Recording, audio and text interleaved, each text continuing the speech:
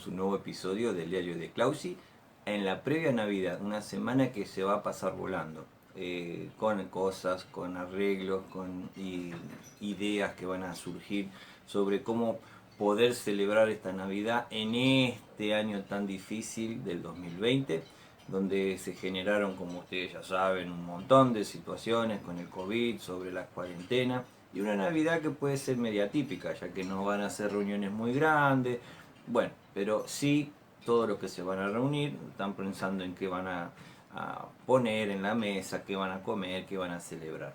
Y también es un tiempo donde mucha gente siente miedo, miedo a lo que se está por venir, miedo a lo que va a ocurrir, miedo a lo que no sabe que va a pasar, miedo a la fiesta, miedo a la gente, miedo.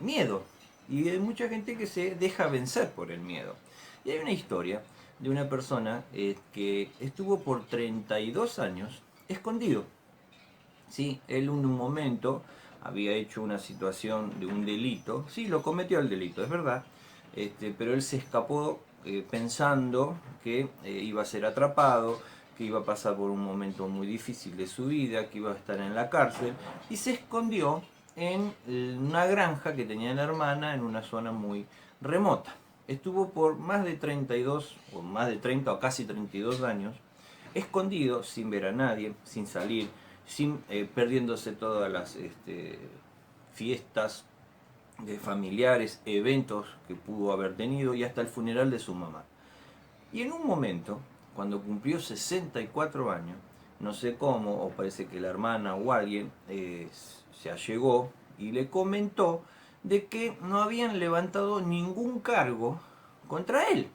Pero él tenía ese miedo tan grande sobre aquella situación que él pensaba que había cometido, ¿sí? La amenaza era real, él había cometido un delito, pero el miedo acrecentó tanto sin saber que nadie había elevado un cargo o algo contra él solo se encerró, él solo se dejó vencer por el miedo y él solo dejó y perdió mucho tiempo, ¿sí? Porque el miedo lo venció.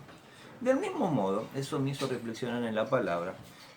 Vamos a buscarlo, primero de Samuel 17 del 4 al 5, y dice: un famoso guerrero oriundo de Gad salió del campamento filisteo.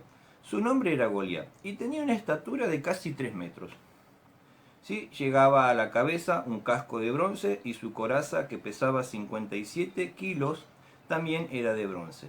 Y eso era la descripción de Goliat. ¿Quién no sabe la historia de Goliat? Y de David. O sea, pero ¿qué pasa? Goliat estaba enfrentando al ejército de Israel en el valle de Ela y estaba con todo su ejército y él iba por más de 40 días haciéndole burlas, diciéndole que quién viene a pelear conmigo, porque él era de casi 2,90 m, ¿sí? Enorme, un tipo con una armadura, con un casco, que amedrentaba y daba mucho temor a todos. Y una sola persona, ¿sí? Aunque era grande, tenía un ejército sometido al miedo. No sabían cómo enfrentarlo. Hasta que en su momento, voy a tomar un poquito de café, pasó David. David, chiquitito, piojito, ¿sí? Fue a visitar a sus hermanos donde estaba apostado el ejército, a llevarlos unos víveres que su papá se le dio. Le dio para que comparta con sus hermanos y los demás. Y escuchó como Goliat estaba: israelita, y le decía de todo, y el pueblo de Israel no respondía. Entonces, él, al escuchar lo que dijo Goliat, cómo se burlaba, cómo enfrentaba y cómo con solo su presencia y por dar temor a todos los demás los tenía sujetos. Entonces él se enfrentó y dijo en la palabra: el Señor nos salva con espada y con lanza, porque el Señor es la batalla. Entonces David se fue y chiquitito se enfrentó, le habían dado un montón de cosas para que se enfrente como era costumbre del ejército. Él se sacó, se desprendió de todo eso, agarró su onda, su piedrita, ¡pum! Y le pegó y Goliat se cayó.